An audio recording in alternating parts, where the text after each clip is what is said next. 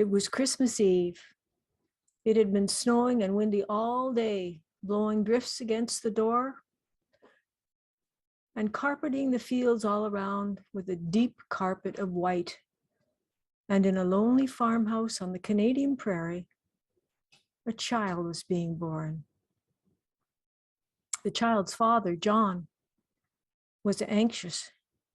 He was pacing the living room floor back and forth. It had been 6 hours since his wife, Jessie, had entered hard labor. This was to be their first child. They were both in their late 40s, and they had wanted a child for a very long time. Oh, I wish the doctor could have made it, thought John. If only the snow hadn't been so deep. But why am I worrying? Jessie's mother is up there with her, and she knows what to do.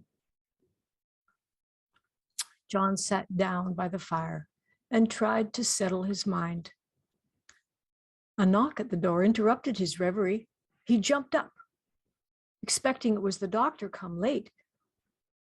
But when he opened the door, he was taken aback. Surprised there was a stranger standing before him.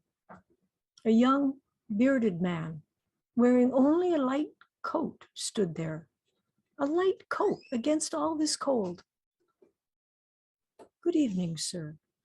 May I come in from the cold? For a moment, John hesitated. But seeing the snow blanketing the stranger's shoulders and hair, he changed his mind and invited him in.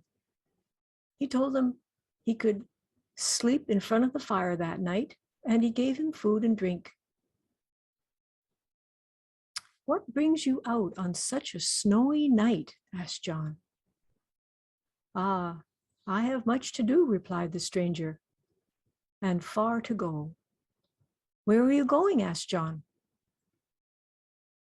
In this world, he said, I go wherever I am welcome. John thought the man a bit odd, but he didn't question him further. The stranger finished his food and then went and sat in front of the fire, warming himself in silence. After a while, John told him, at this very moment, my wife Jessie is giving birth to our first child upstairs. I know, said the stranger. What? How can you know? Asked John. I heard her cry out, he said. But John hadn't heard anything. He wondered about his strange guest. The child was born at 2 that morning. It was born dead. Jessie, utterly exhausted, immediately fell into a deep sleep. And Jessie's mother lifted the tiny body and put it in the cradle beside her bed. Then she went downstairs and told John. John was numb with shock. He turned away, and his eyes fell on all the delicious food that they had made ready for Christmas. But there was no joy left in him. When he could speak again, he turned back and asked, what was it? A son, she said. Would you like to see him? John nodded. And then I'll take him away because I don't want Jessie to see him like that, not dead. Then he went upstairs and looked down lovingly at his sleeping wife. How he loved her, and he was so grateful that she had not been taken from him as well.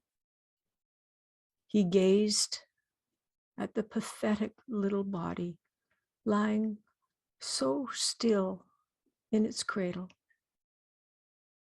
Then he picked it up and carried it downstairs with Jessie's mother following. John stood in the living room, holding his son, trying to bury his sorrow in silence. The stranger asked if he might hold the child. Saying nothing, still numb, John handed it to him. The stranger immediately started rocking the child, and he kissed him on the forehead. "Why do you do that?" asked Jessie's mother. "The child is dead." The stranger said, "But he needs to be made warm," and he kept rocking the child. "But he is dead," she repeated. The stranger continued to rock the child. And John, watching him, saw his son's eyes flutter open and heard him gasp for air. "Why, you have done a miracle," he shouted. "You have brought our child back from death."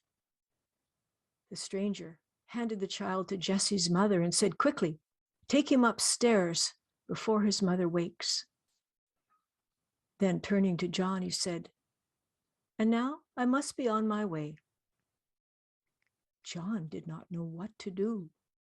To laugh for joy, or to weep for joy, to embrace the stranger, or just what to do. "You must stay with us," he said. "You must stay, at least for Christmas." But the stranger was already at the door, putting on his coat. "At least stay for Christmas," he pleaded, "for you, who have caused our happiness, should share all this good food." But the stranger would not stay. Thanking John for his kindness, he opened the door and walked out. John followed. He stood in the doorway, watching the stranger walk out through the snow. He watched him until he disappeared in the distance and was out of sight. Then, turning to go back inside, he suddenly stopped, utterly amazed and filled with wonder as he realized that where the stranger had walked, there were no footprints in the snow. The end.